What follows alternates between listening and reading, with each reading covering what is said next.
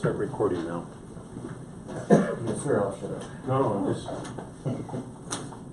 I'm glad you came because, as you can Yes. see, as you can see, I made a reminder, but it doesn't necessarily mean. So it is 5:30. I guess we are all ready to go. We do have enough to make a quorum. All right, this is February the 14th, 2019. It's 5:30 p.m. This is a work session of the Trinidad Urban Renewal Authority. The number one on the, before I go there, we have two things maybe on the agenda. One of them is just discussion for the future. Maybe we should slot in number 2 that's there, some little time with Mr. Lopez, who will be a future member of this board. And we can speak with him, give him whatever information we can. He can ask whatever questions.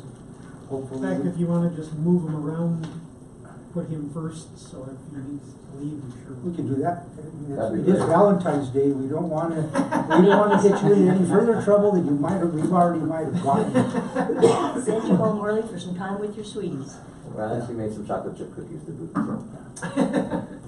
So if you want to come up, and we can give you whatever, you can begin by asking any questions you have. We can begin by giving you an explanation of what urban renewal actually is, and it'll be a very abbreviated URA 101, but it'll give you what we can, and obviously there's other places that you will be able to go get a lot of in-depth once you're seeing it.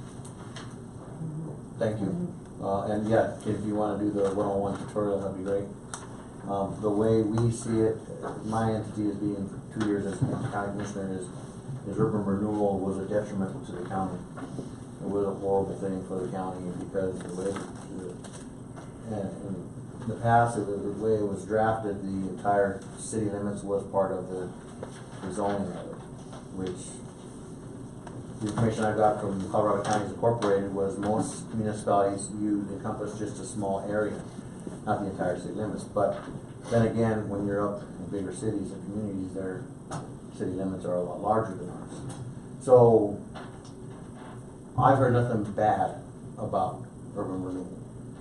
If you can give me the insight to show me the good of it, that'd be a lot helpful, so I can take that back to my board. And then as I learn being a member of this board, moving forward to how the county and the city work together to benefit the community. We've already started a dialogue with Mr. Sun and Mr. Rico on other levels with the county and the city working together. So this is just one more step further, I think, to help us get there. In the past, we've had a lot of negativity towards this, like I said, with our past members of our county commissioners. And for whatever reason, it's a new day. We have 2 new commissioners along with me, so I'd love to hear the one-on-one on your side of urban renewal. I will do it. Okay. Okay, well, unless somebody else here wants to do it. No? Please, Okay. please have at it. Urban renewal authorities are established, and they're actually, the authority given to urban renewal authorities is by the state statute. State statute provides urban renewal with basically all the guidelines and what it is that our jobs are to do. We are charged with identifying blight. We don't use slum in that, but it was in the old days the terminology was slum and blight, or blight and slum. What the purpose of the Urban Renewal Authority is to identify blight or blighted areas of the community and work towards improvement. One of the things that is allowed to, given within the authority to Urban Renewal Authority by the state statute, is the tax increment funding, which is the amount of tax that we take above the base within the area that we are working in. Now, when one of the things that we have encompassed the entire city limits, with the plan that was filed in 2015, and we provided that plan to the county, and remember the day it happened. It was October the 31st of that year. We presented it to Leanne Favick, who was then the county administrator. Provided and provided as much as we possibly can, and I think we might have even spoken. It was me and Tara Marshall and myself, and we provided that information, and it was a lot to digest in a short amount of time. But we were up against a deadline at that particular time. We needed to have it adopted by year's end, and it was adopted in December of 2015. So it was working the wheels began in 2014 with the studies that were undertaken by Ricker Cunningham. And that was, that was the basis. City of Trinidad was desirous at that time. You were on council at that time, weren't you? Were you Yes. not? They desired to revitalize, is what it was really called, to revitalize the Urban Renewal Authority for the City of Trinidad. The origination of the Urban Renewal in Trinidad was in 1964. In 1964, you probably, One more. you weren't born and you weren't here. But they instituted an Urban Renewal Authority, and urban renewals have been around since the late 1950s. And most of Colorado, we were one of the first ones. But anyway, the charge was then, and as it is now, to go in and identify blight and to do things to be able to remediate that blight. Could happen in different ways. The focal point of this Urban Renewal Authority to this point, based upon what we adopted in 2015, was going to be basically the downtown area. That is where we're looking at it now. So far, not a whole lot has occurred. I should say, not really, nothing has occurred in that aspect. But the thing of it is since 2015, there have been a lot of properties that have moved in the downtown areas that it is difficult to go to try to make a move on when they are, they've changed ownership, and there are people planning on doing, there are individuals and entities that we think are going to be doing with all these, but it's just, hard to envision and instruct them on how and when that could be. So I understand, the apprehension by the county to some degree, because I don't know if all the detail was there, and I don't know what the predecessor to the current board. I think that would have maybe predated your election. Yeah. So the apprehension always basically involves that tax increment. What the purpose of the urban renewal does and what they're there for, I don't think is anything that the entities, whether it be the county or the other taxing entities, because the special districts are afforded the same, we get taxes, they would be impacted the same way. The school district is not impacted by any of that because of the School Finance Act, I think of 1996. The school districts are backfilled. So any money that is lost to the urban renewal under the TIF, if they lose any of their tax that they would have been collecting, it's backfilled by the state of Colorado. So they're basically not impacted. But the impact, to some degree it's minimal at this point. Like I said, we're living in the $36,000 a year range right now, and taxes are flat here. You know that better than anybody. Taxes are flat. So there's really no increment that is really making its way up. We're hoping that all that happens in the future. As things happen, you're going to see other budding properties or other surrounding properties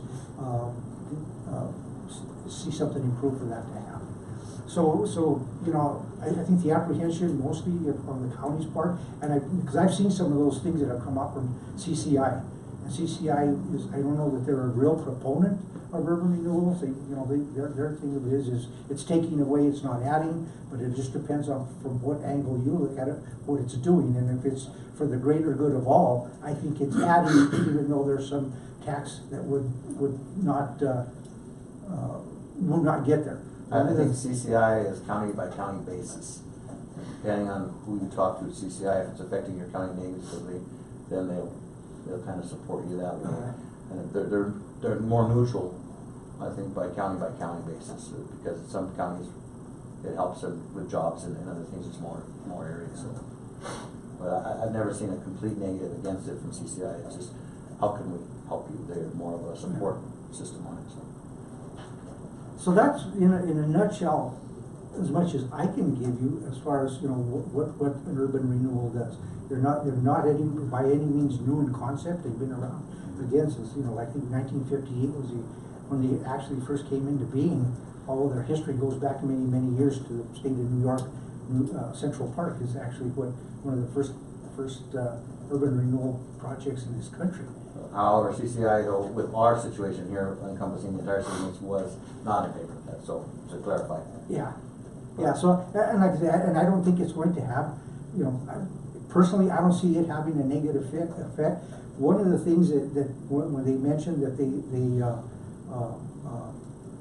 talk about the larger areas, metro areas, when they're talking, the concept is known as chocolate chip, and it's a cookie, but they turn around and they spot little districts for those particular projects to go forward. And so, you know, they have, you know, obviously the edge on us, and you know, but that's the plan. But then again, we're not doing anything, and I don't believe we're collecting anything out of any of the tax increment, anything but the downtown area. If you actually look at the adoption of the plan, I have it somewhere too. I do have a copy of the ordinance that was passed, and it's exclusive of the residential areas. So funding for urban renewal, if the county does take a seat at this, is there any requirement of funding of our share to this organization? No. We collect strictly the TIF as we get it now. It's provided by statute. That's the only thing that we're going to be getting. But you sit here having some input and some opinion as far as what we'll be doing within the city proper. And the concern for the assessor's office to the board of commissioners is the urban renewal. When that happens, the property taxes are absolved. When they go away for a number of years, I think it's 25 years total, 23 years remainder on that. They don't go away. So they will, property taxes will. That property tax, if I can go as elementary as I can, that property tax, it's there now, that's the base, it stays there. That base is readjusted every other year, I believe, and so it may increase slightly, but anything above that base, which is the TIF, the tax increment, that comes to the Urban Renewal Authority. Yeah, so it doesn't go to the county. It doesn't go to the county, but neither does it go to the city, neither does it go to any of the taxing entities. So those funds come to us, which is what we fund for projects, or we form the bridge for the gaps for those projects that couldn't be had any other way. That was not explained. Yeah, no, we're not taking anything away.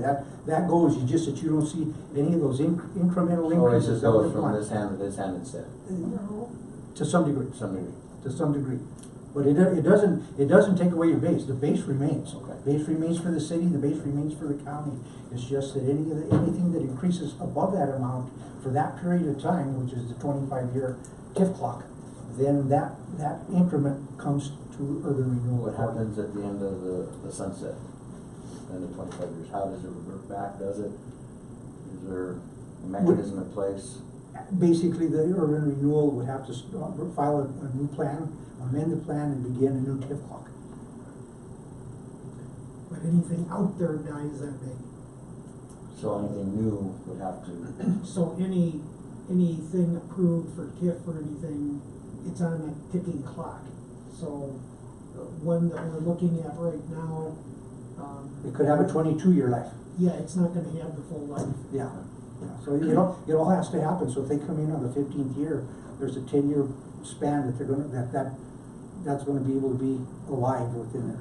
But the TIF clock for us is 25 years. That's what we collect, and anything within that time, you know, we would hope it, because if that goes up, if those increments go up, that means something's happening for the community.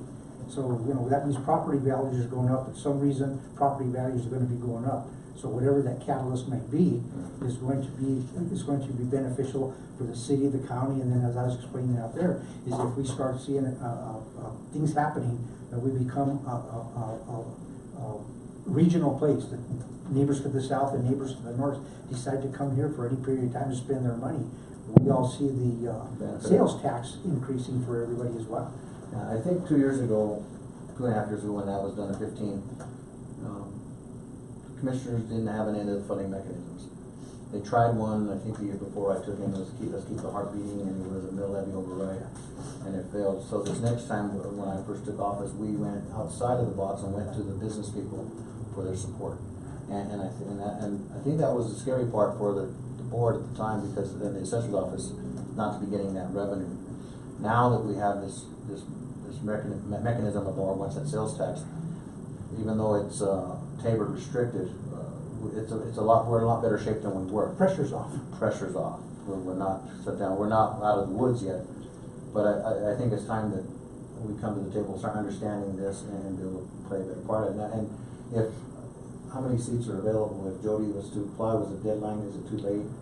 No, Do you have any other applicants? no, we Not actually yet. don't at this point, so Not I yet. will try to get a hold of her and just see, obviously there was just a mix-up. I called her this afternoon to see if she was coming, she goes, I didn't get anything. I said, well, if you applied, she said, yes, I did, submitted it via, email, I'm not sure. Okay, cause Audra said she didn't get anything but yours, so somewhere something got mixed up, and we'll just get to the bottom. But there are 2 seats right now. Yeah. Well, and Jody is, she's a wealth of knowledge. I think she would be an asset to this board. She's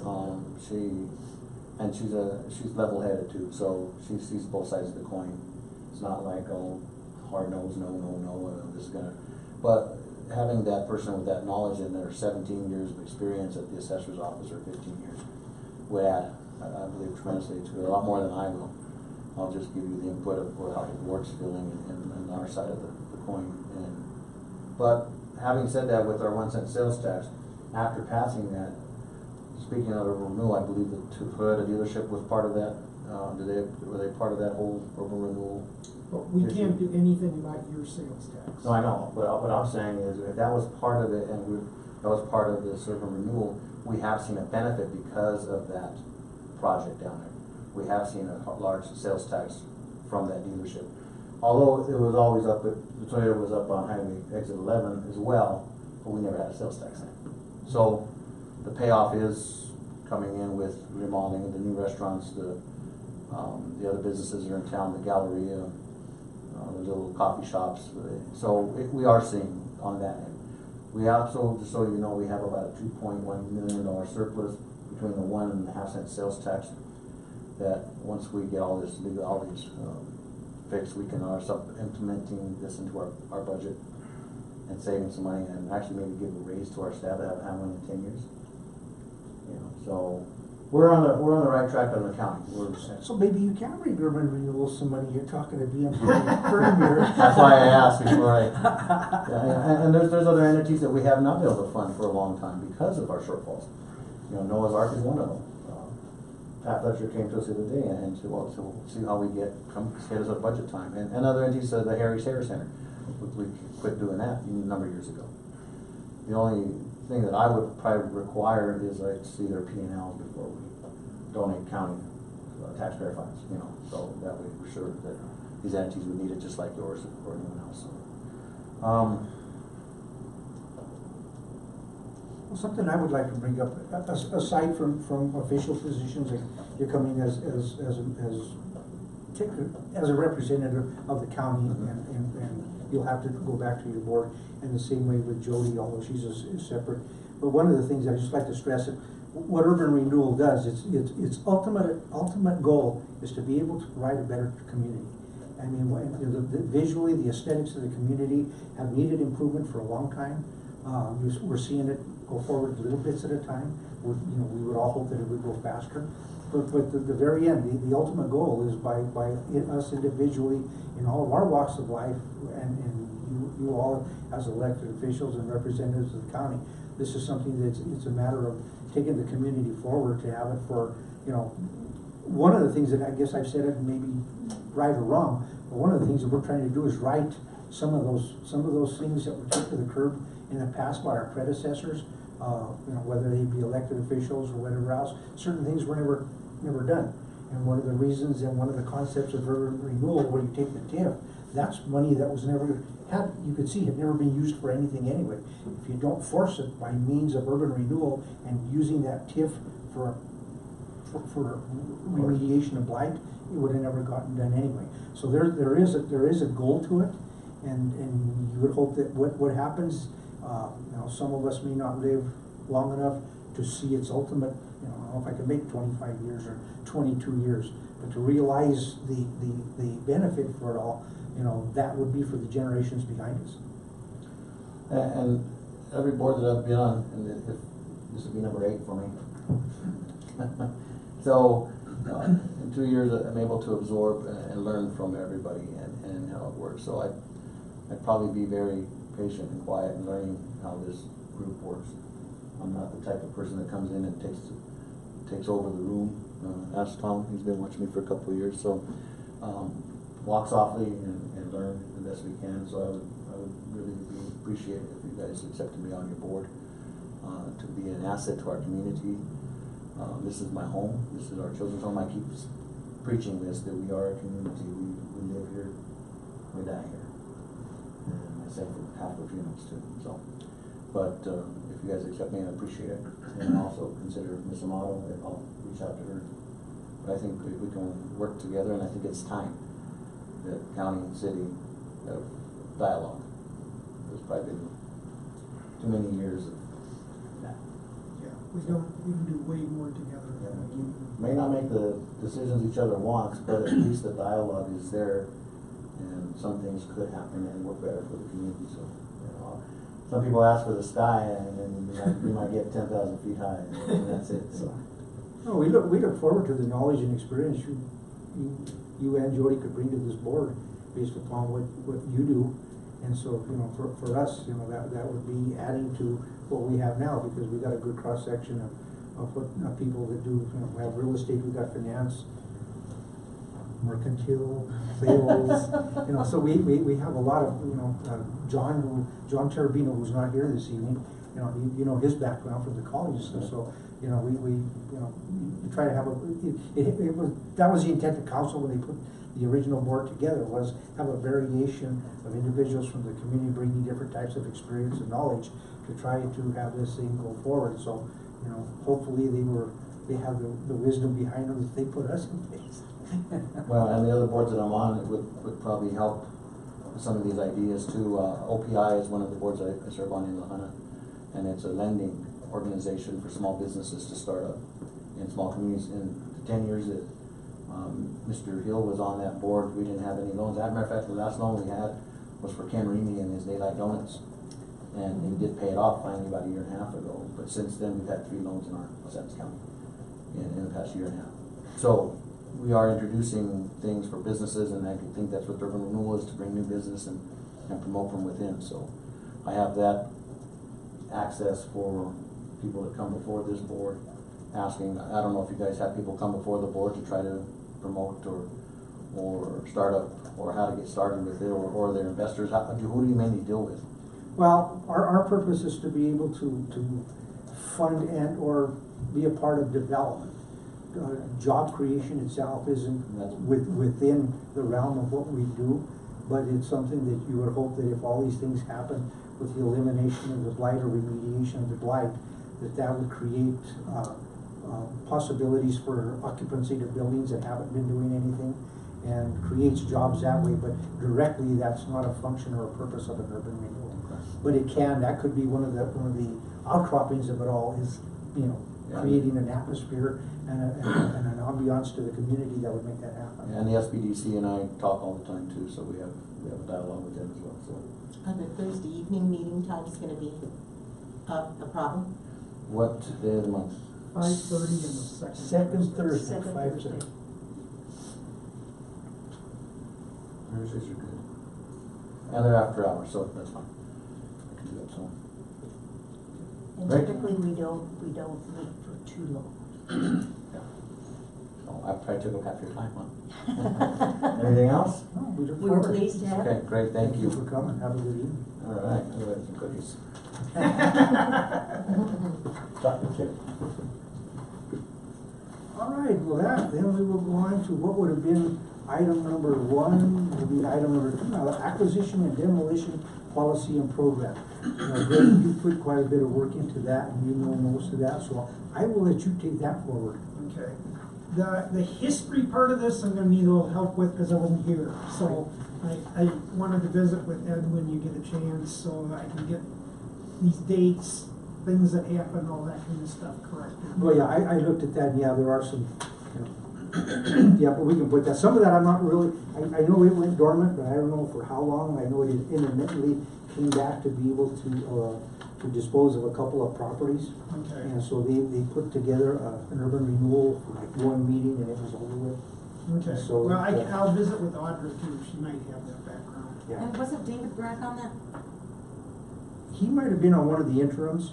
But it was originated in 1964, went forward for less than 20 years. They came in and did what they were gonna do, and then it pretty much went dormant from there. But they did have, we still own a few lots.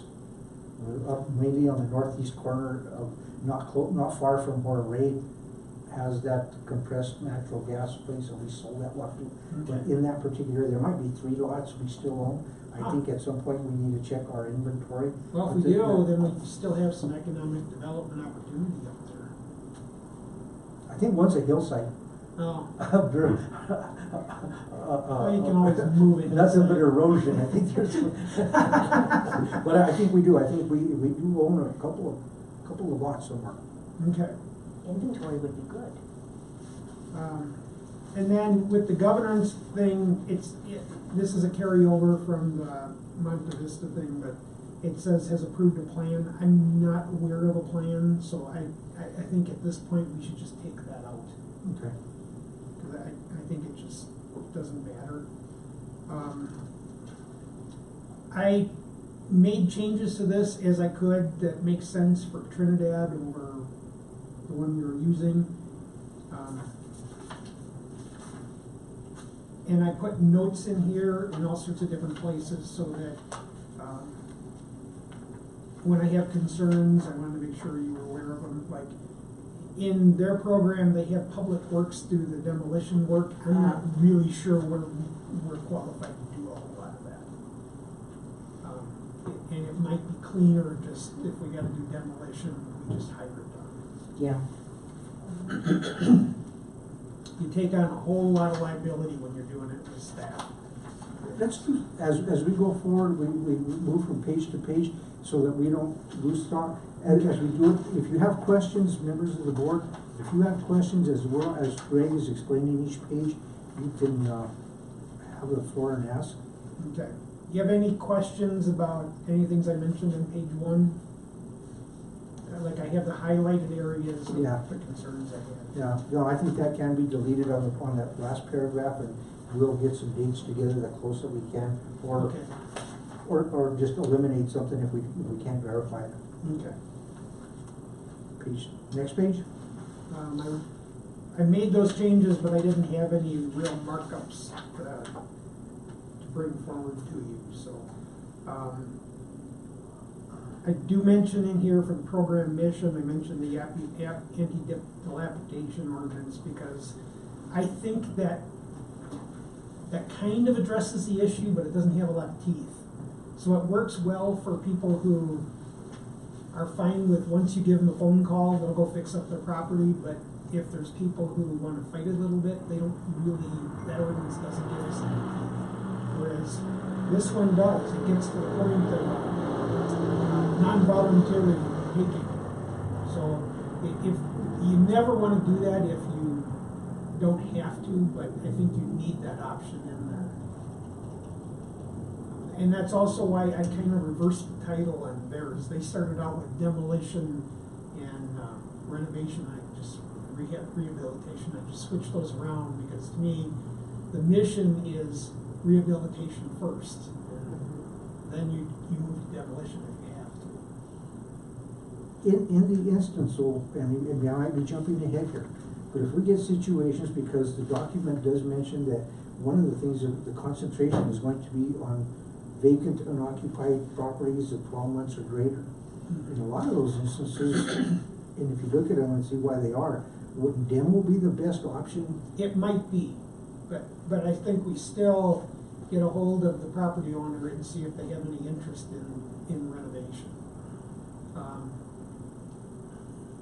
Once you have a property that's been empty for a while, it ages very quickly when you're not heating them. So some of them might not be in a situation to do that, but an example is one on, I want to say it's Imperial. Oh, yeah. We had somebody die in that house, like a drug user or something like that, and it's gone through the hands of 2 or 3 banks in the last year and a half. And the current bank apparently wants to clean up the property and renovate the house, and if they're capable of doing that, I think that's great. cause I was kinda looking at, it's been empty for so long, just take a bulldozer to it. I know which one you're talking about. That entire one there, there's a cluster of a lot of stuff Yeah, that would fall with it, that itself could be an area of concentration. I think so. I'm trying to place where Imperial is. It's Are we top of Oak? Okay, near the top of Oak, or now, yes. most south, I should say. There's Oak, there's Imperial, Delmar, Obregon, all that, in that area. You're bottom, you go uphill okay. from there south. Are they adding any more houses to this list? To this list, to ADO? the ADO list. They have enough backlog, I'm not sure they really need to yet.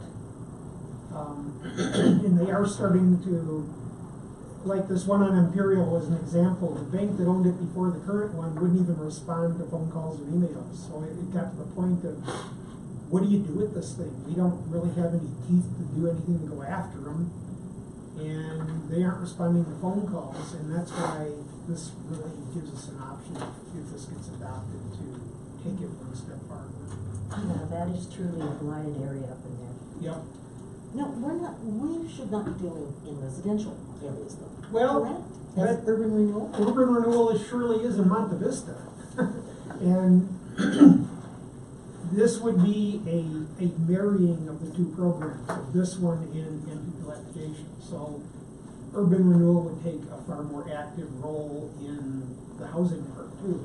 And one reason I think that's important at this point is having it one program instead of two that kind of compete with each other a little bit, is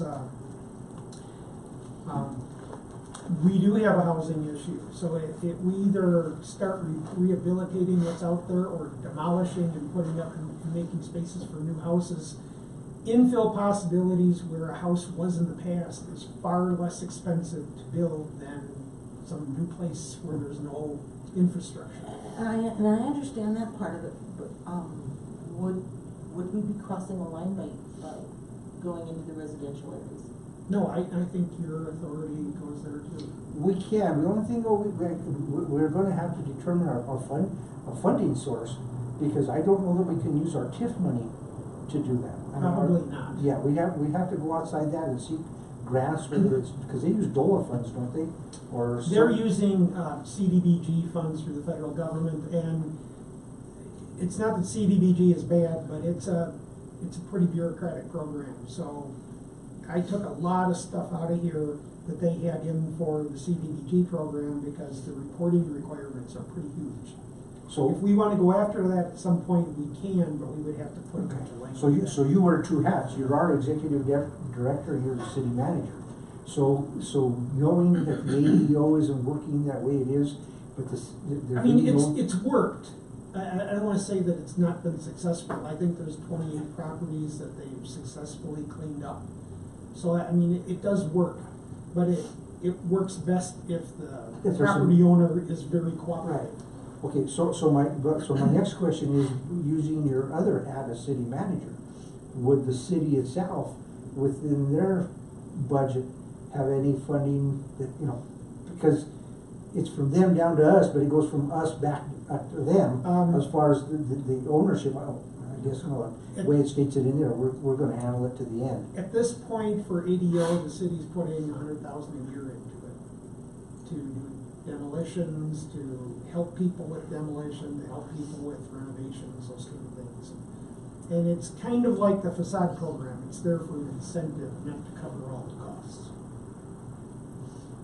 So we would need to we have to go looking for funding sources, because I don't think our TIF would allow us to be No, able but to do it I for that. think if we marry these programs a little bit, I think we could dedicate that to this instead of ADO. We can, we don't necessarily have to run both programs separately. And it would give the URA some more purpose. I have some questions. Okay. Okay. Are we at the program mission yet? Yeah. Okay. what concerns me about this, and I apologize, I was not at the last two meetings, but the use here of low to moderate housing, income households, and it's pretty restrictive in the sense, we are experiencing a housing shortage. However, with this program, I mean, how do you define low to moderate? And moderate is... Well, those are easily defined, those are federal standards. Exactly. And my concern by using low to moderate income, and are we bound by that, then we fall into federal guidelines, you know, in terms of Section 8, public housing, restrictions, all kinds of restrictions, and my concern is that our goal is, what our goal is. So are we going to provide housing or make it possible for low income, moderate?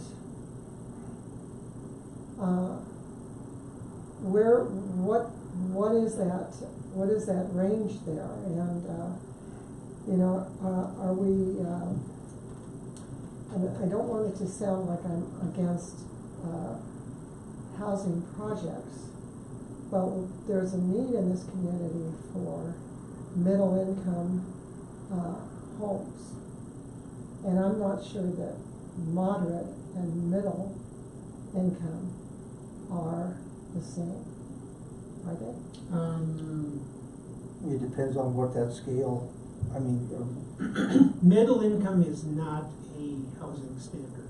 Right. Moderate income is.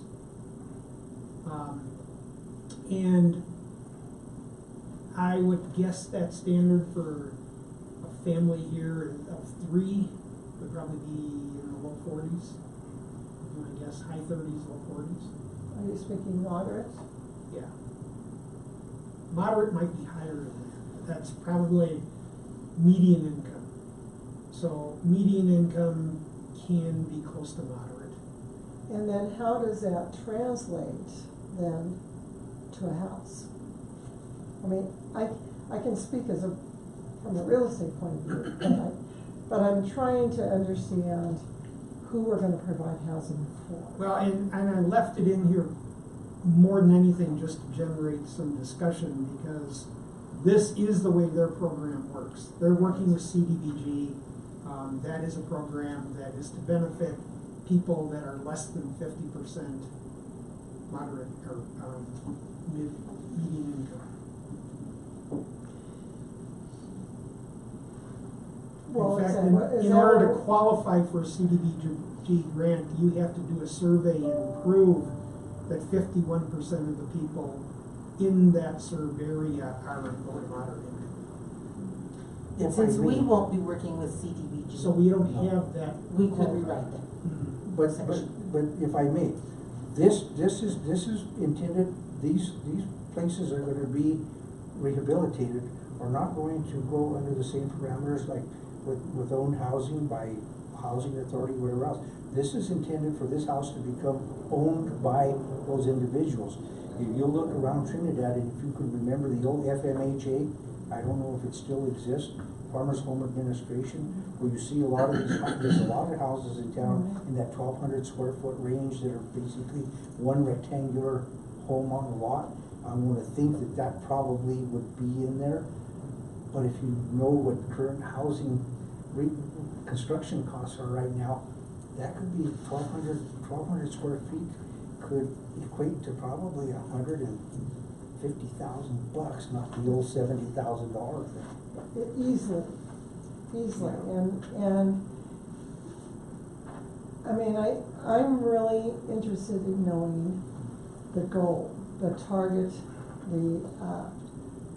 population that we're going to provide housing for, because when you look at, for instance, the ability of a teacher, an educator, to be able to afford a house in Trinidad, with, where is that?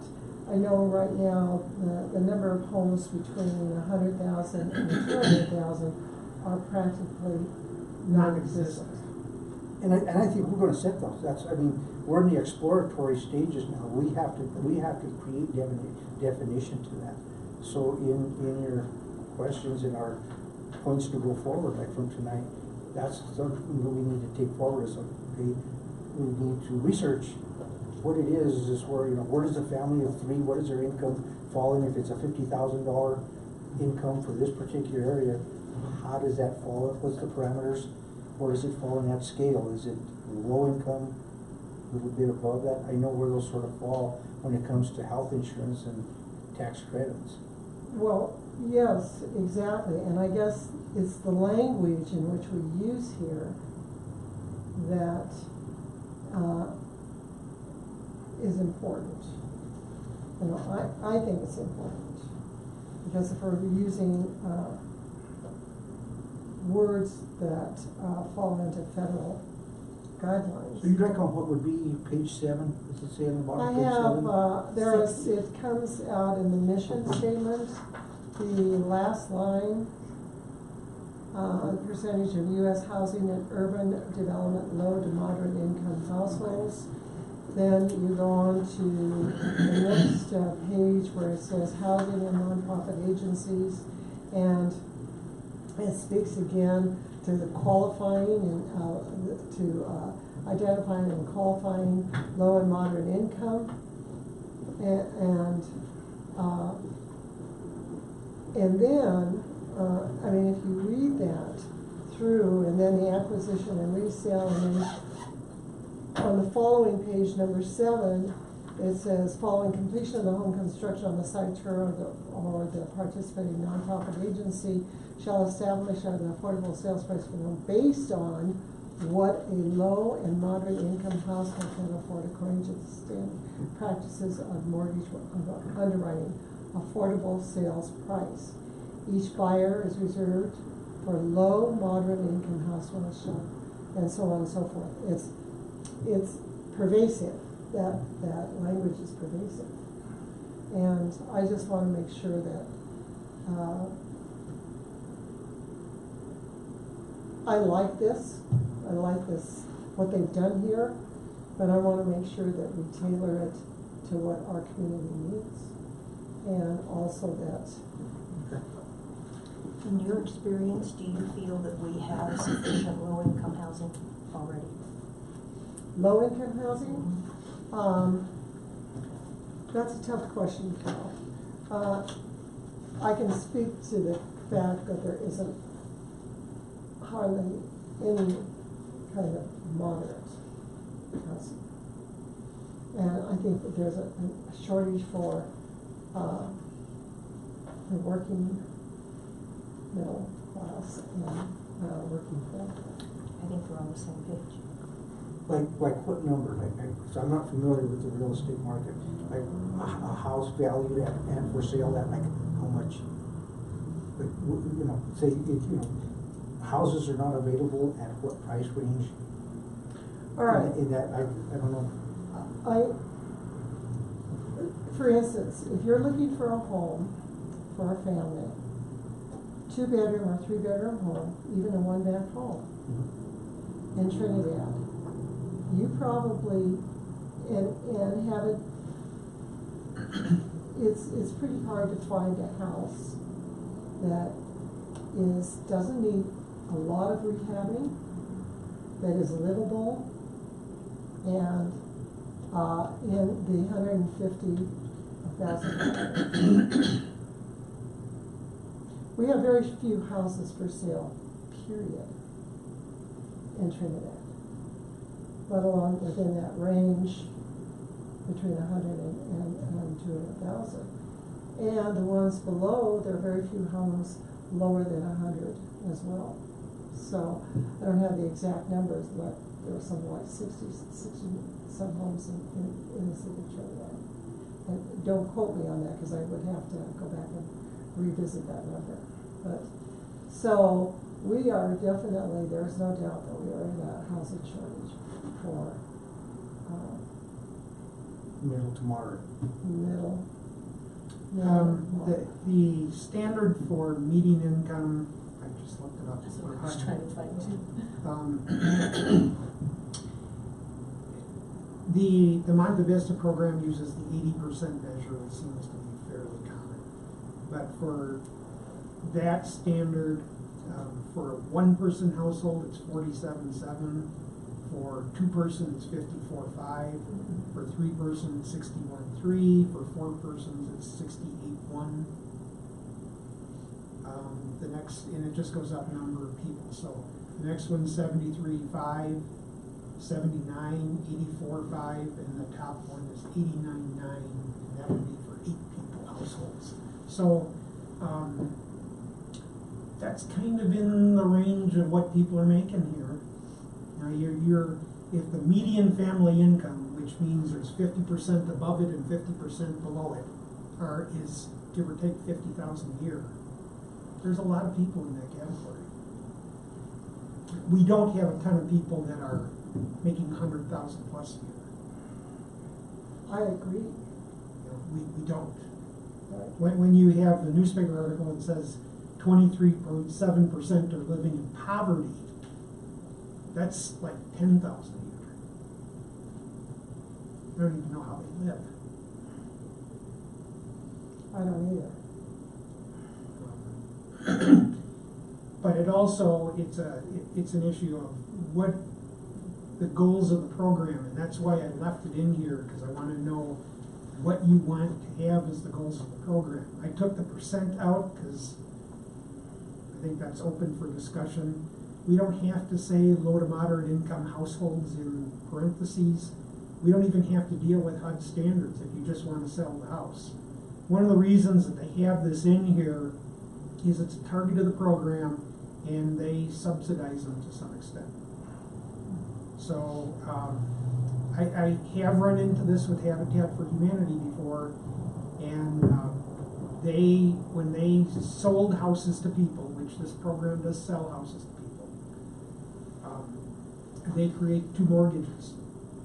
One mortgage is for the cash value that Habitat has invested, and the other mortgage is for the market value. And the reason they do that is they discovered when they were just selling them for the cash value, which for Habitat isn't very high because it's all volunteer income or volunteer labor. They would sell somebody a house for $65,000, and within 12 hours they were selling it for $150,000. So they create 2 mortgages and they close on each other over the term of the mortgage. For every dollar you pay off of the cash side, the other one comes down $1. And that way people stay in the house. But we don't have to do that. You know, that's a Habitat for Humanity standard. If you want to just say, we are just turning this around and we're selling vacant property, we can do that too. I'm just raising the question. But I mean, that's things, how involved do you want to get in there? That's why I'm just left that in there, because I do want to generate some discussion on this.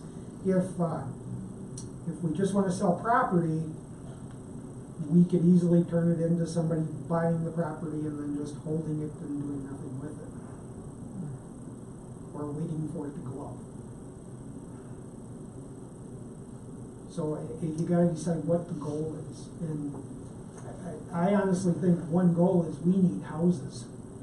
It is, I mean, just like We what need Francis says, houses. yeah. We do need houses. That's one of the reasons I'm promoting with the college that they restart the building trades program, because that would be one way to start getting there.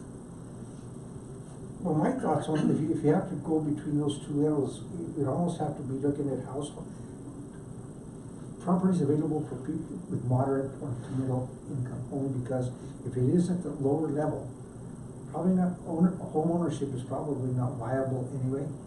And that's where there's, a lot of it can be, destined for public housing, whatever. So if it's in that lower spectrum, there may not be the resources to be able to purchase and ultimately maintain one of those. So it might have to be something that's like, we're looking at, these are gonna be homes for moderately priced, whatever, however you wanna term it. So that way it's out there to gain that, because if it's at the lower end of the spectrum, there may be an inability based upon income for those individuals or families to be able to purchase and ultimately maintain it. That could be something that is a dream that falls apart and it goes into a lot of other problems. So my thought is, is to look at it and say, we're gonna take these and rehab them, or whatever the case is gonna be that we're gonna do with them, and put them out there, so they're available in the $130,000 to $150,000 range, if that's what the market requires, and provide it, because I'm thinking, that would attract a lot of buyers. Well, and if we're wanting to grow our community and bring people in who are, will staff the schools, the shops, all of those things, even become entrepreneurs, then we need to have housing that's available to them, to that sector of people, and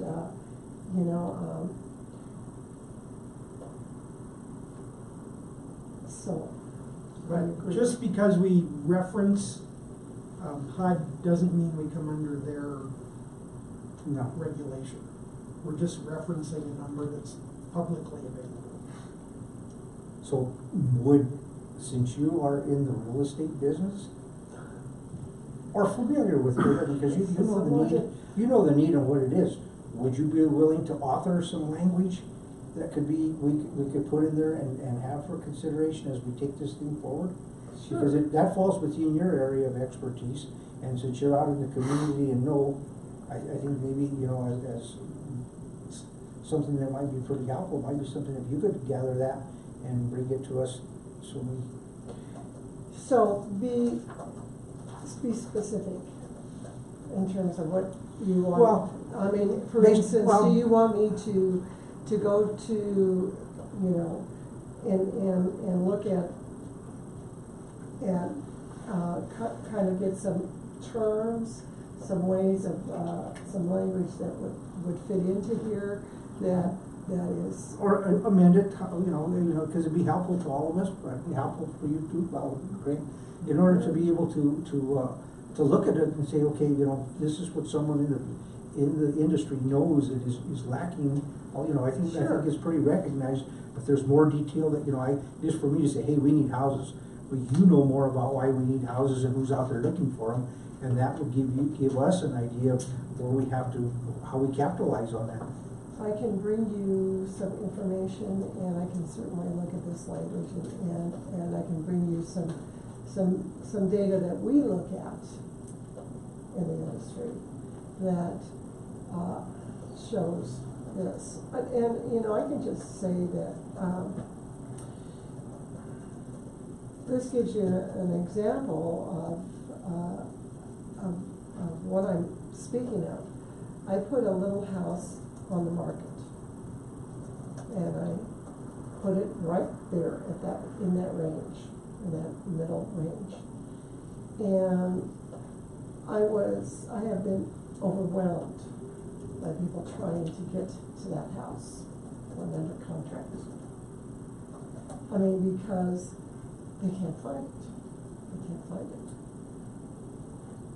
And I mean, that's just one example. What do you mean they can't find it? They can't find the house? They can't find the house. And they've been,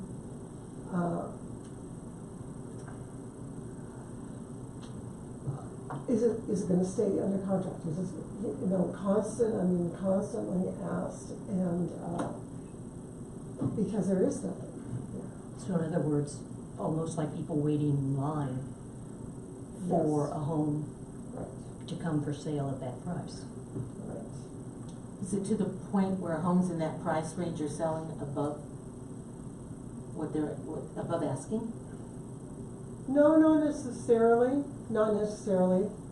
Not necessarily that, Lucille, it's more that people are wanting that range right there. I mean, that's what they can afford.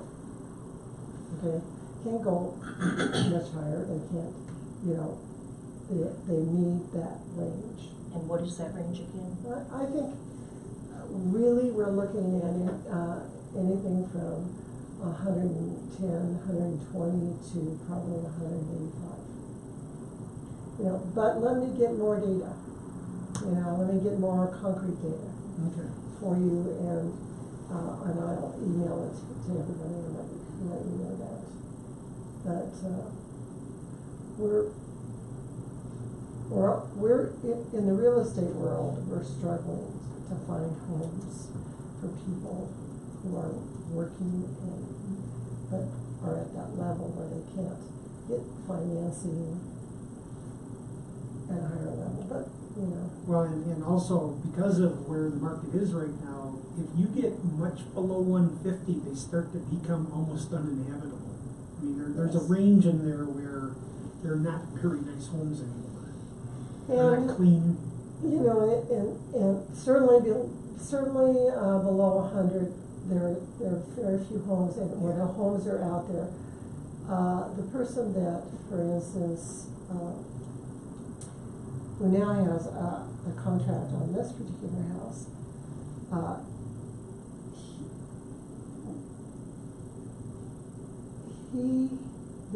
the agent had looked at 12 homes in one day to try and find a home for his client. And he sat down in the living room and said, my gosh, they were a wreck. Actually, those are the houses we should be addressing. Well, I think so. Because But they may it's- be habitable, but they need help. They Need do. somebody to do something with them.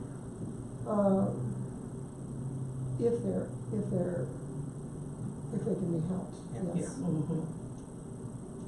So, I mean, and that's not an uncommon, comment. People struggling to find a house. Mhm.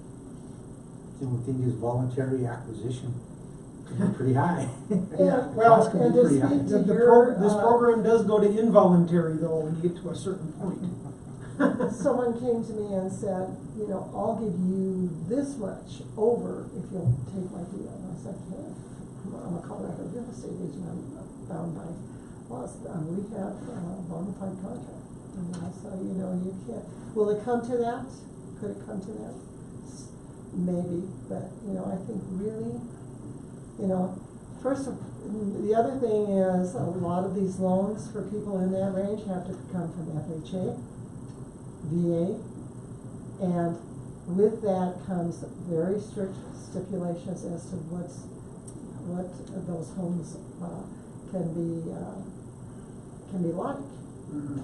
And if it meets FHA lending requirements, and FHA can require certain things to be done to a home. They can require a replacement of the whole HVAC system if it's not right. Yeah, they can do all that and more. Mhm. I mean, it used to be everybody was afraid of peeling paint. There's a lot more to be. There's a whole lot more that they can identify, and so. But there's a lot of first-time home buyers, that's their only option for financing a home. It is.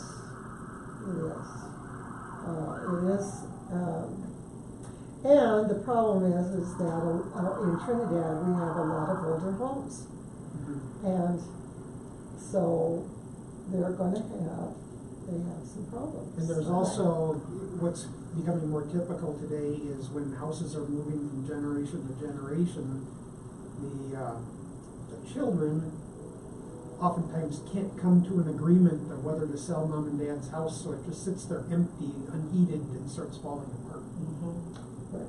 And we need to be able to contact them and say, listen, we need houses.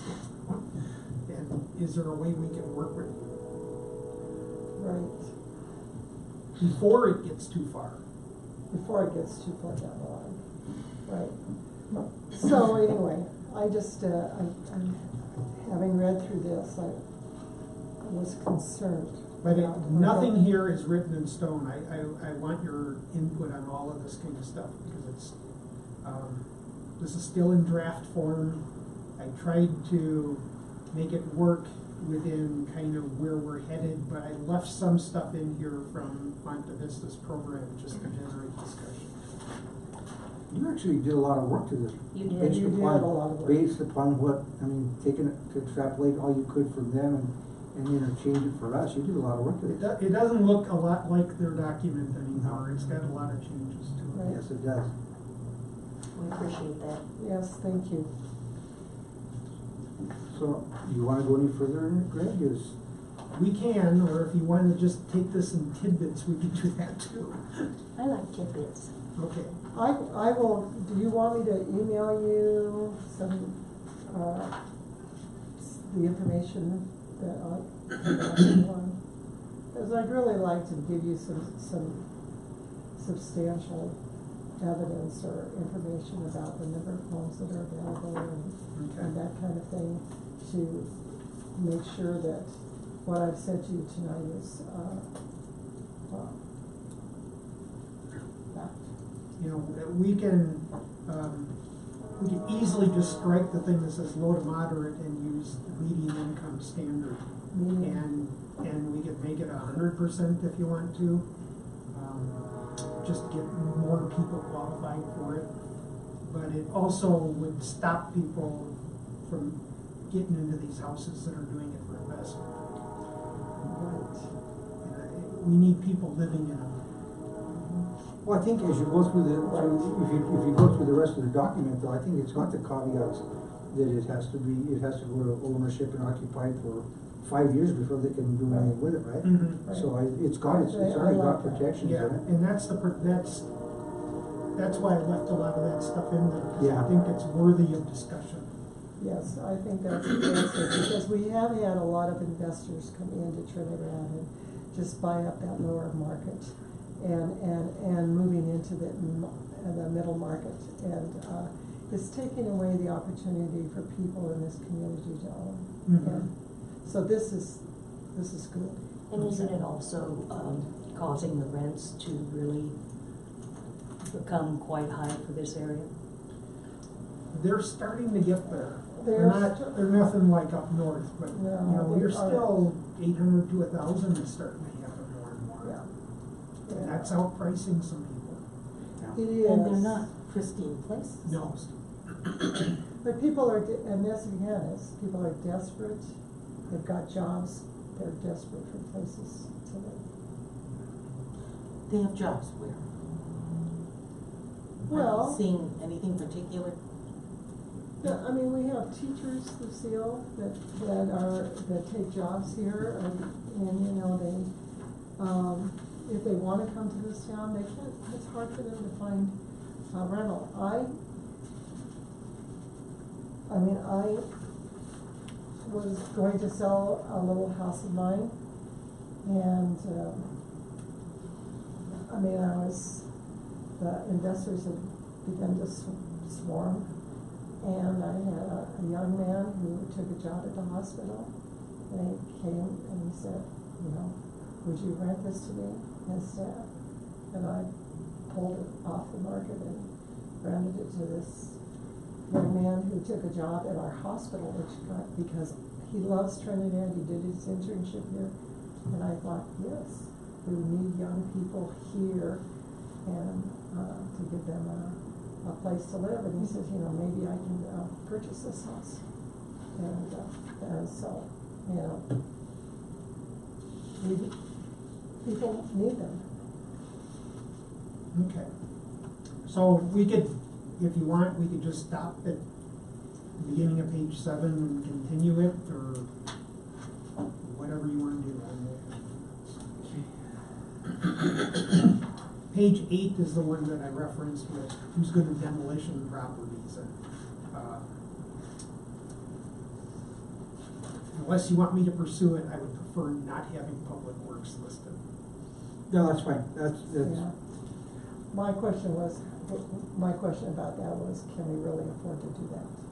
Well, it's more, we could afford to do it, it's more, of we don't have the time to do it. Right. You know, we need to start making them, Need some fill streets. potholes and stuff. Yeah. It would probably work out just as well to take it to a demo expert, because it doesn't necessarily mean the people we have on public works are demo experts either. No, and if they dropped the house on something, that wouldn't be good. No, I would think that needs to go out and go to a competitive bid, you'd probably get a pretty good price. Mm-hmm. I know a couple of guys are doing demolition for pretty good prices in this town. So did the city of Trinidad actually contract a housing feasibility study? We did, well, we did it with Art Space, but it was done in, was it 15 or 16? And we have access to that study now because Art Space doesn't need it anymore. But it's one of those things where those age pretty quickly. I don't know if it's as valid today because now it's 3 years later.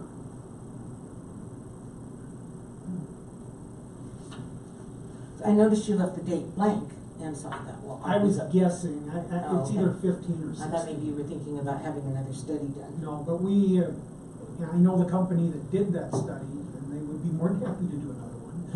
Sure, for, Without even coming here. That's right. Well, probably for more money than 3 years ago. Yeah, possibly. Okay. But that's where we got the standard of how many units would be workable for Trinidad. I think we're putting 41 in with the space to create, and I think it identified a need for 100. And that is low income. yeah, So, I think there's enough space. I just, when you see that kind of stuff though, I honestly think we need to see what the effect is of space to create, which is still 12 to 18 months out, before we go building a whole bunch more of it. Because we just don't know yet. It's still an estimate based on a survey. I agree. Page 8.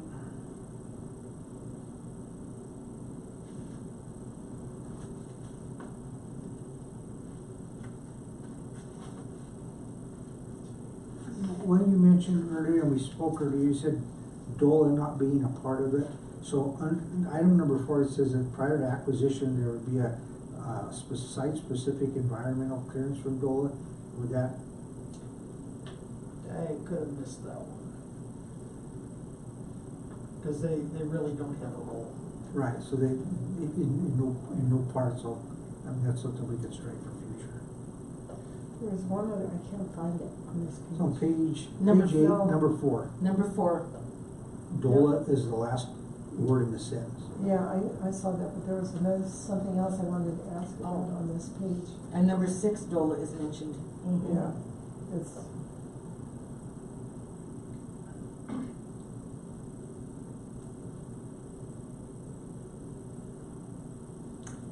But you could use that. Well, yeah, you could use You that. could use that. Because you could okay. use their Yeah, standard. yeah, you can use it, you just can't get anything from them. Because then we have something to measure against. Yeah.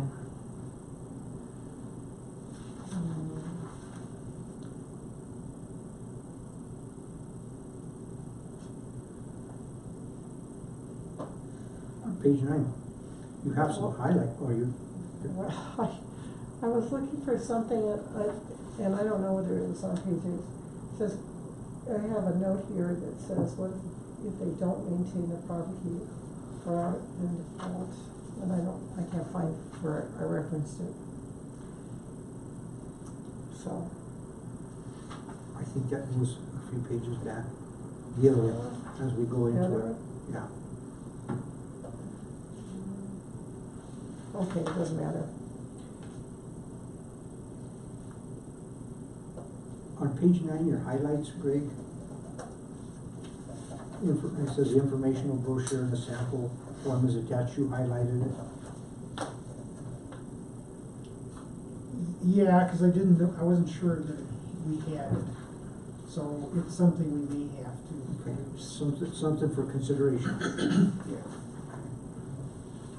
And there is a letter in there. So when we get through this thing, that's the other thing we need to wordsmith, is make sure the letter meets our needs. Just because it meets somebody else's doesn't mean it meets ours.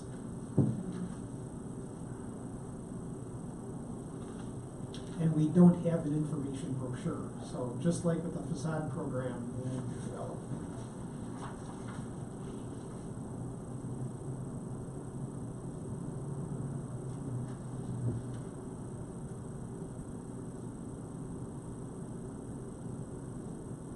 So if I could suggest something, because we're trying to get to the basics of how we would create the program and what its intent is.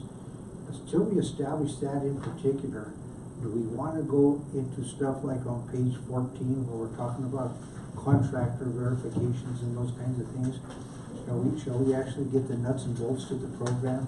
Right, And I agree with that, talk yeah, I about think so. how we're gonna make it work and then Yeah. get into those kinds of things? I think so. I think it's good this stuff is in here because it makes the program complete. Yes. We need to make sure how it works for us. Right. Yeah, and while it falls in there, because I think that 500 is gonna become $1 million.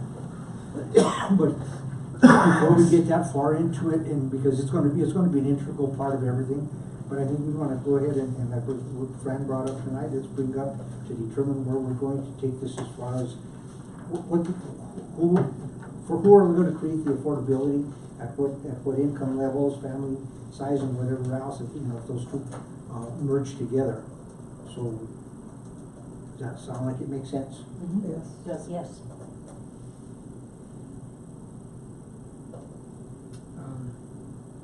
Oops. I want to make sure all of you have ample opportunity to read this and tear it apart, because it's a draft. I mean, Yes. I don't have any, No. there's no ownership here. I really don't care how much we tear it apart. And there's no drop dead date yet either. No. So, I wanted to bring it forward No, more than anything, just to show you that we're making a little progress. well, we appreciate the time you put into it tonight. Well, there's a lot of stuff that's great. I mean, that's good.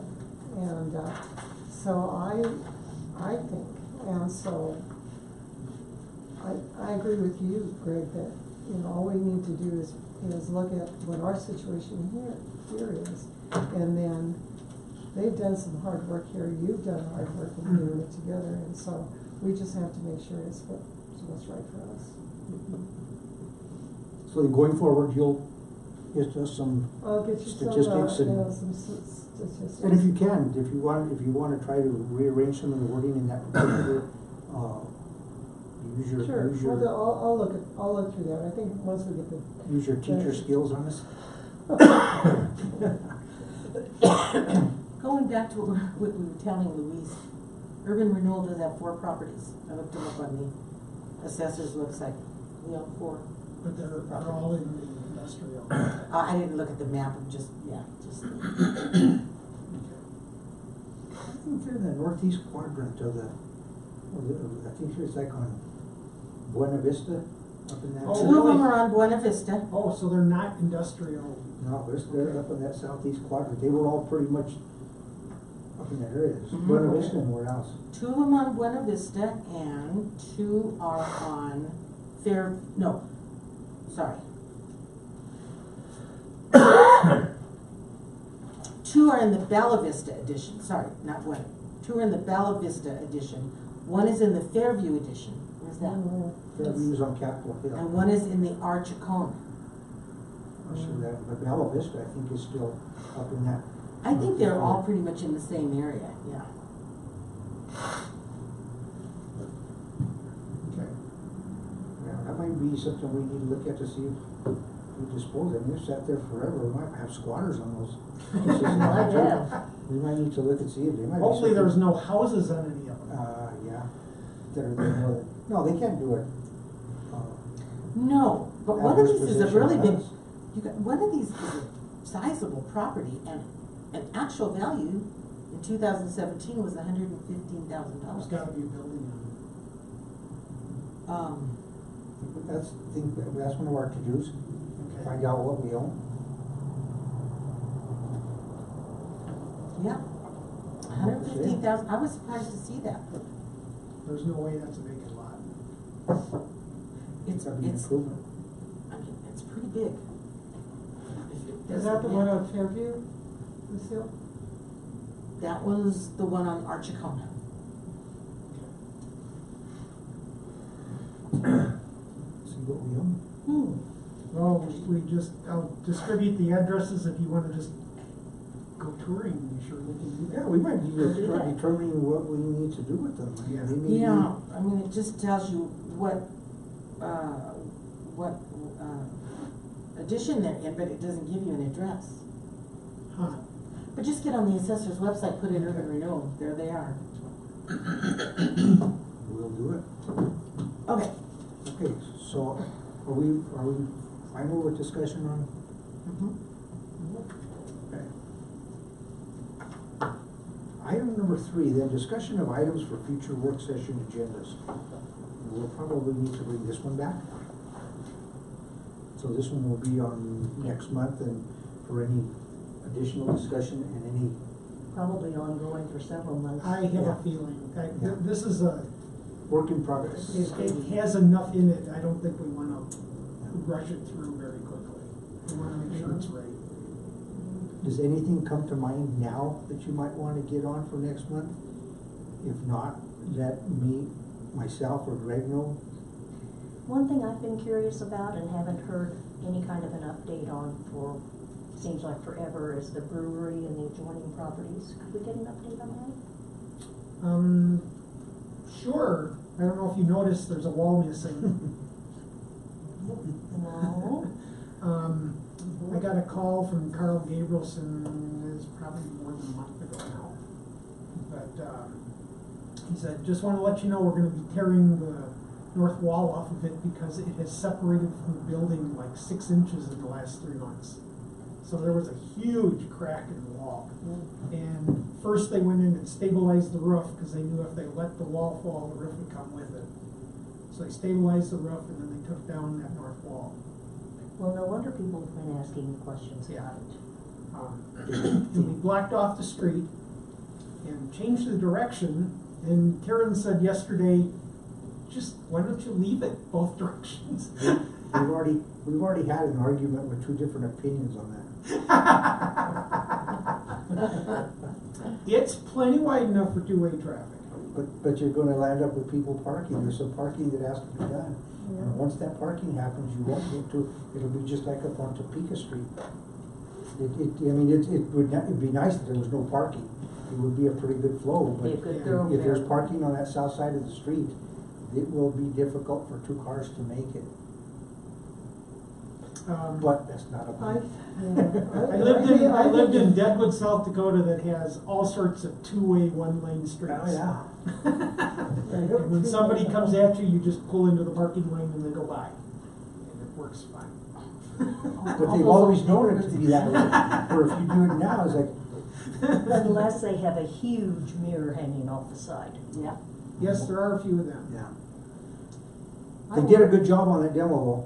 They did a very good job. They did it. They Yeah, did. I'm really glad they did it because, God, if that would've caved on somebody driving by or walking by, oh my God. It was nice that somebody recognized that. They had a structural engineer in there who said, you need to take a look at this now. Now. Don't wait for my report, do Yeah. it now.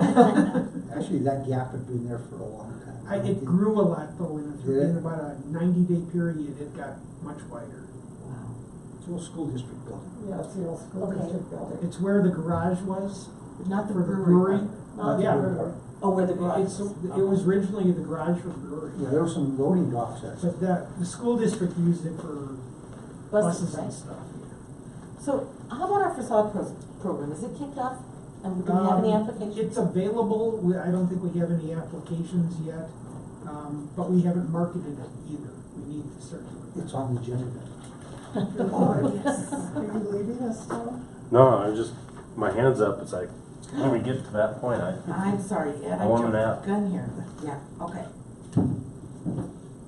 Well, if you don't think of anything tonight, but for discussion or bringing forward, if you do think of something, if you can have it to myself or to Greg the week prior to the meeting, we can get it on the agenda and have it in here. And at that point, if there's any information or you want to discuss or to bring forward, that would be a good time. Okay, anything else? For our regular meeting. I have a question. Mhm.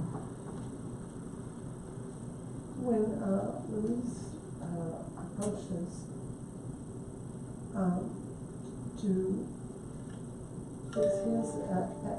his approval of being on the board has to go to the city council? Yes, Yes. Okay, so this is just an application. the application is in. You can explain to them, Greg, the new procedure the city council has for boards and commissions as far as vetting.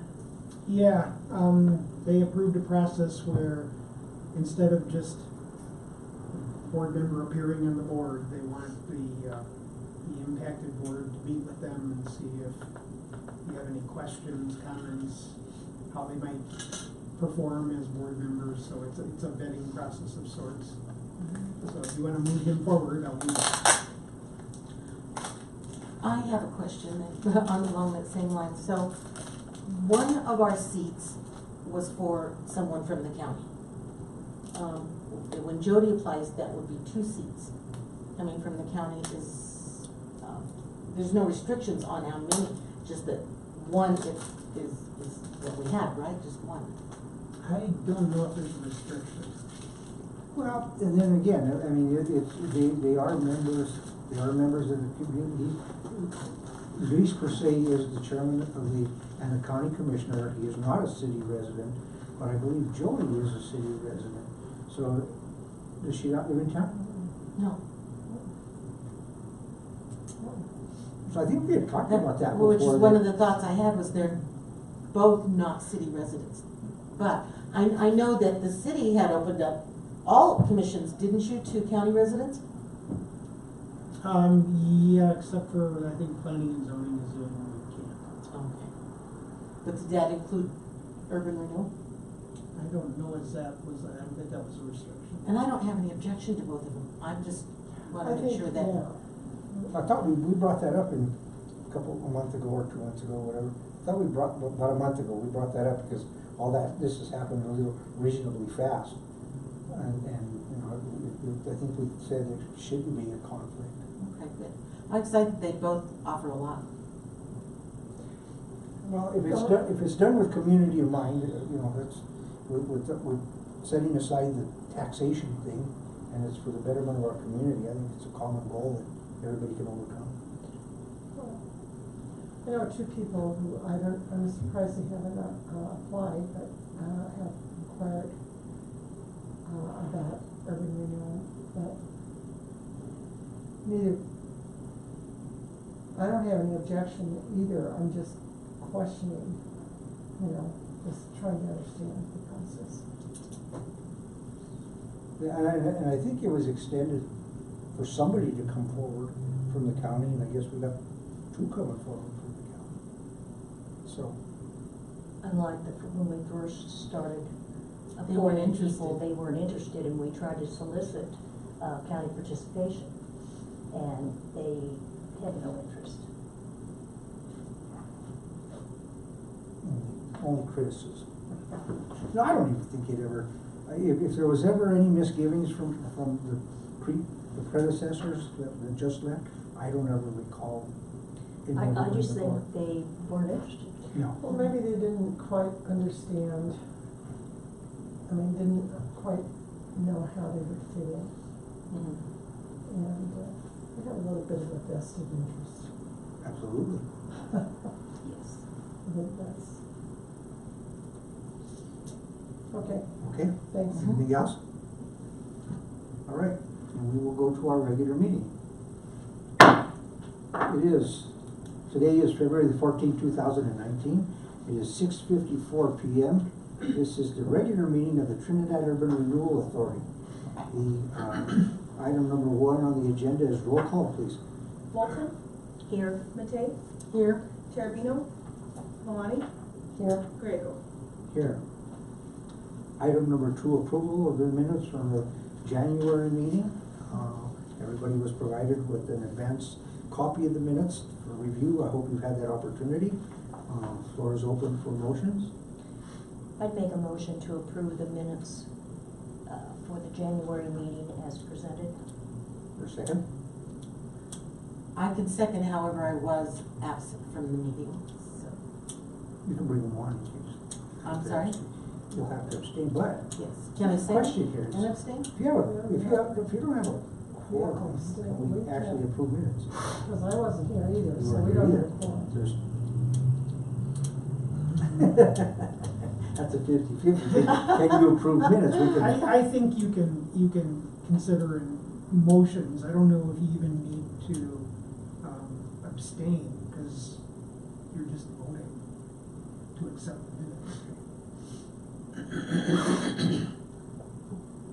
We've got a motion, and we do have a second. So I will leave it at your discretion whether you want to vote yes, no, or abstain. Any other questions or comments? Roll call. Walton, Yes. Matei, Abstain? Malani, Abstain. Griego. Yes. Okay. Item number 3, financial report. There are three items on here. We're looking at, on the revenue side, bringing it in for the last 12 months. We've got something for a change for us. Bills.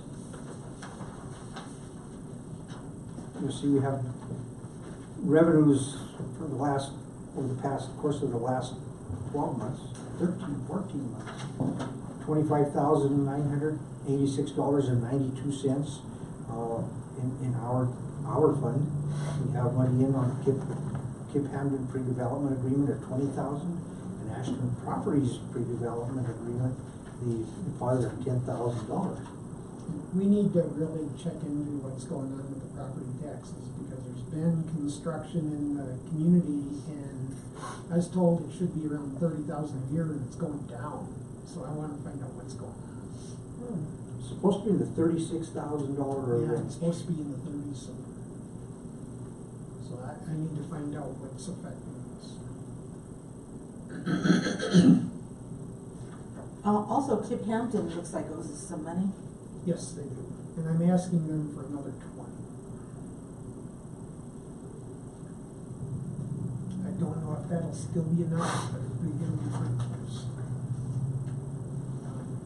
But it'll get them up to date with a little more money pending any further expenditures, Right. which we know there's gonna be.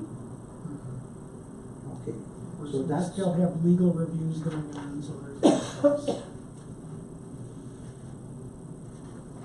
So you've got the income, you see what the outlay is. Is there a motion for the acceptance of the financial report? I'll move. Second. Motion and a second. Further questions or comments? Roll call. Walton, Yes. Matei, Yes. Malani, Yes, Griego. Yes.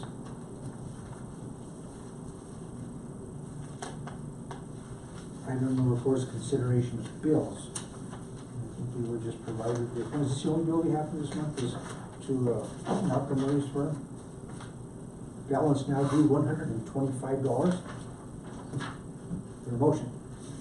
I would make a motion to pay the bill to Murray, Dahlberry, and Renewal LLP in the amount of $125. I'll second. Motion and a second. Questions or comments? Roll call. Walton, Yes. Matei, Yes. Malani, yes, Griego. Yes. Item number 5, petitions or communications are all written. Not aware of any. Item number 6, old business. Item number 7, new business. This is February. This is the time that we bring through our annual meeting. We do not have anybody to swear in. I don't even know if we do any swearing in. No, I think it's all. It's just they're appointed and they get to come sit. Yeah. Lucky them. Item number 2 then, election of officers. Mr. Greco, are you willing to continue in your, Well, unless anybody chair? else is looking for a high-paying, high-profile, a lot of power position. I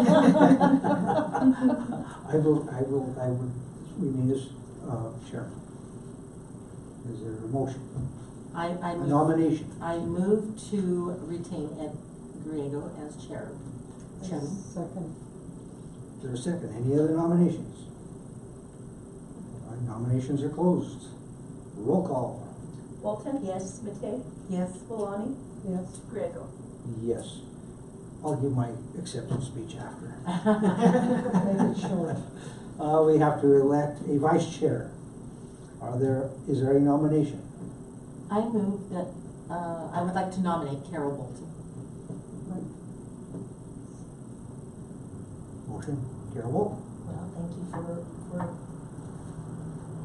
thank you for that, I guess, and, yes, I will accept. Is there a second? I did second. Oh, did you?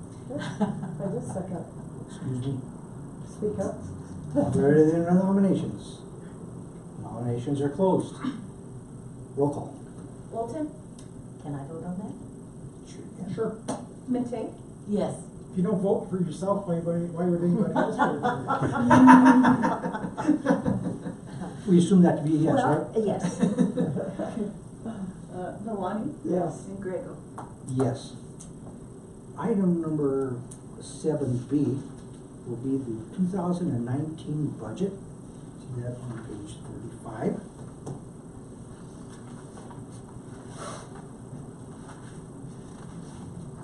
Is there a motion? The only thing I would add to that is we haven't spent any of the subsidy that we got from the city in 2018, so if you want me to, I could just put in the use of cash and continue that renovation projects thing, you know, or the $100 and some thousand. Yeah. Because that would cover the facade program too. Mm-hmm. We have to send a report to the state of Colorado Yeah, here shortly, don't we? yeah, I need to send this in. Okay. So we do need to file this with the state, so is there a motion? Do you want me to make those changes though? Yes.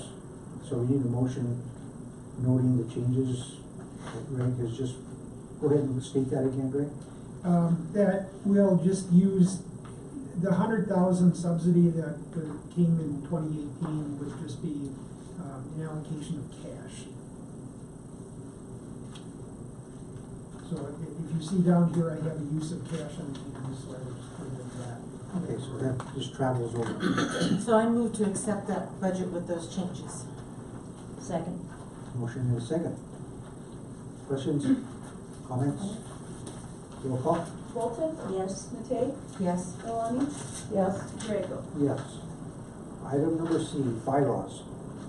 We've had those in front of us for several months. They've been modified and I think are, Again, I'm gonna state that I just have a concern about the number of meetings that can be missed, because I know quite a few of us missed. More than 3. On the last page in section 7. right. What number would you like to put there? How many of you missed, Brandon? I've missed, I bet I've missed. However, it does say special circumstances related to reason for absence may be considered. Yeah, I mean, if there's, I think 3 is kind of the standard on most yeah. boards. That's If the you're only. sick, you're sick. Right, and it's understandable. I mean, it's one where, you know, obviously we're gonna be requesting doctors. No. But no, but I think it's a necessity that there be something to be able to, Something triggers it. yeah, it can't be a continual I forgot. So, I mean, there are reasons you can't come, there are business things that come up, there are personal matters, there's illness. So there are reasons where people would be missing, where members would be missing from any board and commission. So I think it's one where, you know, it's all there and it's pretty easy to recognize that there's a hardship. But there could be situations where, say, I forgot, and I continually forget.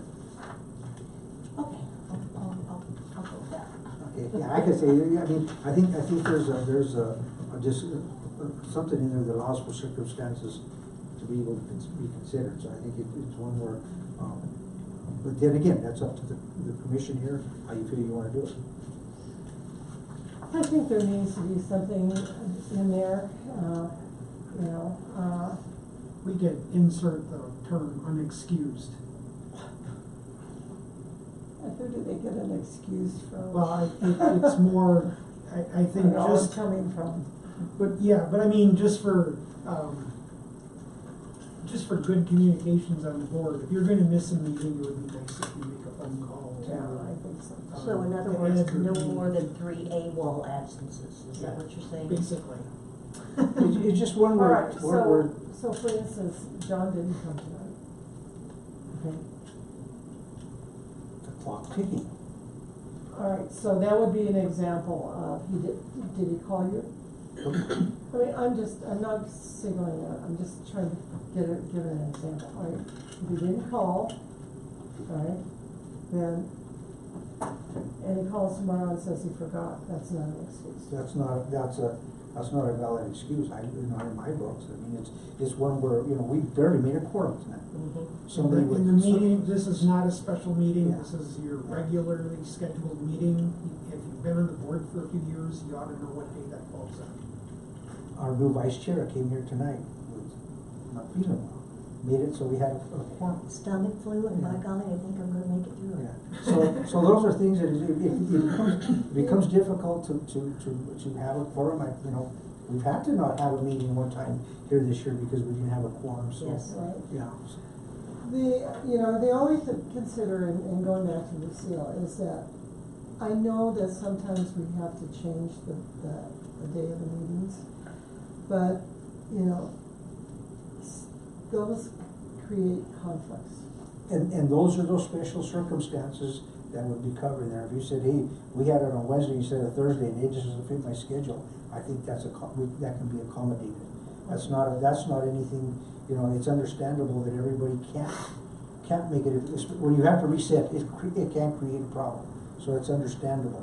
And that's part of the special circumstances that I think it falls, it says, couldn't make it because you guys didn't have it the same day. So I think there are qualifying circumstances that would be outside that realm, but if you don't, how do you stop habitual? And there's gotta be something. I agree, and I agree with Carol, it's standard, it's pretty standard, just to put in, and it has to be there. But I think we've said enough about it. The other thing you could do, if you wanna make it a little more permissive on the board side, is instead of in excess of 3 shall be grounds, it could be in excess of 3 may be grounds. Well, if you look down below Article 6, it says the bylaws of the authority can be amended, and we can do that in the future if you wanna do that. While it's there, if it goes, somewhere down the line, say, hey, that's just not gonna work out, there's some wiggle room here to be able to come back and make amendment. That one is the fail safe there, I would call it, says we can come back and change it because it's not gonna work. But, when I compiled all this, it was my thought that you have to have some rule by which to live, otherwise you got anarchy.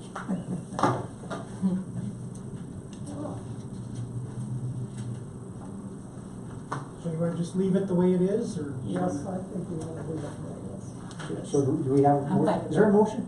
No, not Is there a yet. motion? Is there a motion? Motion to approve as written. I'll make the motion. There's a motion on the floor, is there a second? Second? Motion and a second. Further questions, comments? Roll call. Walton? Yes. McKay? Yes, Maloney? Yes. Griffith? Yes. Item number 8, report by executive director. I don't really have anything other, gone through and revised these documents and things like that, so, hopefully we can operate more efficiently in the future and start looking at some policies and I want you guys to have some wins. So the more things we can have that are actionable, that you can start making achievements as a board. In there, you mentioned at number 8, report to negotiations. Yeah. That's ongoing. We received the first draft of the development agreement. I had quite a few markups to it, and it hasn't been reviewed by the attorney yet, and I think, well, my markups were sent to the developers so they can see what my concerns are. A lot of them were changes to definitions and how they're stated in there. They also, because now we're anticipating that we're probably gonna, the city's probably gonna have to pay 100% of the cost of the sewer transmission line. I just told them there's no way we can contribute to the infrastructure within LaPorta. I mean, we're gonna put out $2.5 million probably for the sewer line, and it has to be done. It services between 1/3 and 1/2 of the entire city. And it's clay. So it's been in the ground for probably 80 years or more. Our biggest challenge with it right now is we're just not making any progress with the railroad. And it runs right through their property. I initially thought we could just stay within our easement and just put it right next to the existing line, and I learned a week ago that we don't have an easement, we put it in before the railroad did easements. So we're really at their mercy. And there are just some other things in there that we need to continue negotiations on and get through before it gets forwarded to you and to the city council. Is it time sensitive in any way as far as they're concerned? I think it's time sensitive in regard to, you just can't push the stuff very far into the spring before you run out of people who are gonna bid the project. You know, they're going to be tying up all of their time pretty quickly here. So not getting this draft of the development agreement until just a short time ago, it's not us that's delaying it. It's, they didn't get it to us until just a little while ago. Did I send it to you a week ago, maybe? Yeah, and it was already at a point where it was, the month they had dated it with was pretty much stale at that point. Mm-hmm. So, it would be nice if we could get this thing all put to bed before the end of March. I'm not sure we can do that. One thing that might require it if we do is you might have to have a special meeting. Okay. There's a couple of things in there that I saw that I need to talk to you about, because I think there's this tourist mentioned in there in places where I don't know that it belongs anyway.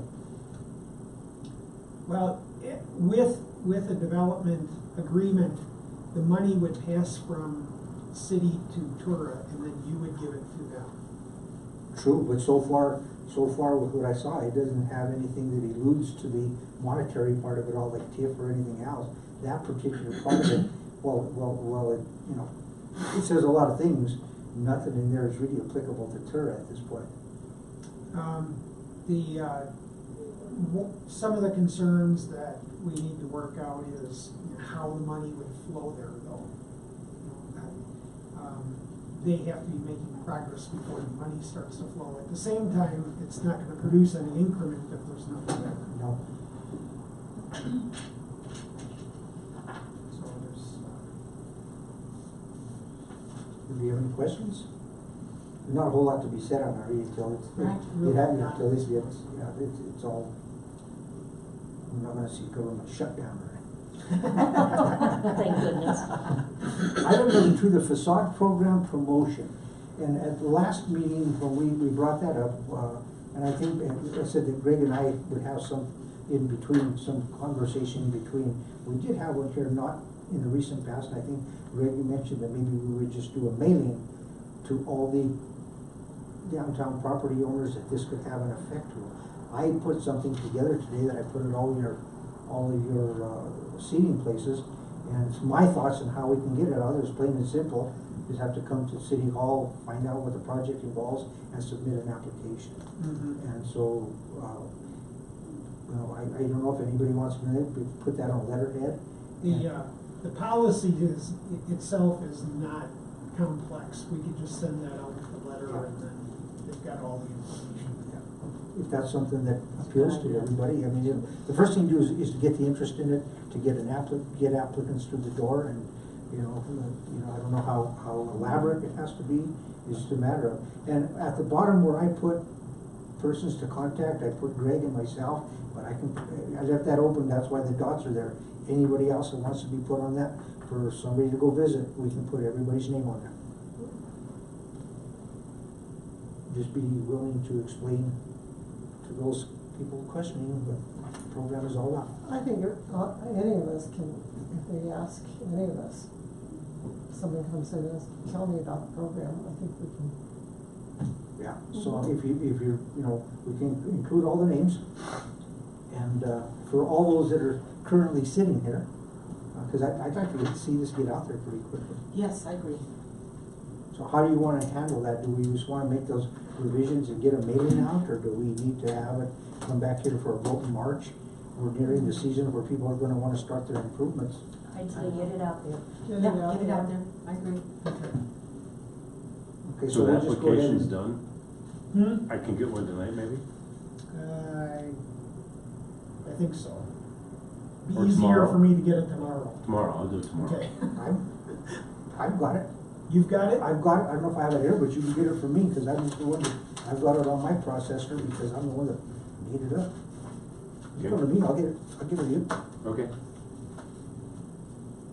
One of the downsides is I can't use Wi-Fi to print. I can look at my computer, I've got the- email, but I can't print. Yeah, I've got the draft, I can print it. Those are the things you do at 3 o'clock in the morning, you might turn on urban renewal at 3 in the morning. Oh. Yeah, so if that seems cool with everybody, we just need to put that draft to and I have the word, I mean, you can copy easily, put it on a letterhead with our official, with our Trinidad logo on it, and send it out, and then just add all the names of the current commissioners on it. Yep.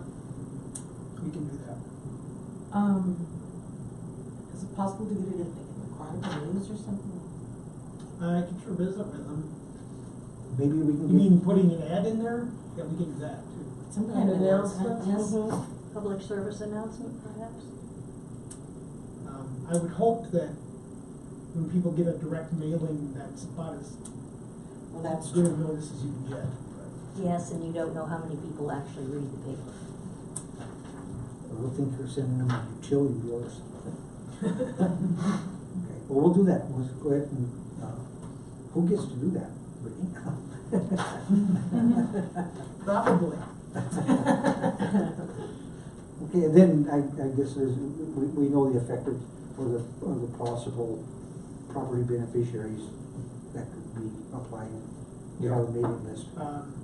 You wanna just keep it to the historic district, or do we wanna stretch out a little farther? Wow, I think it says, the policy says historic district.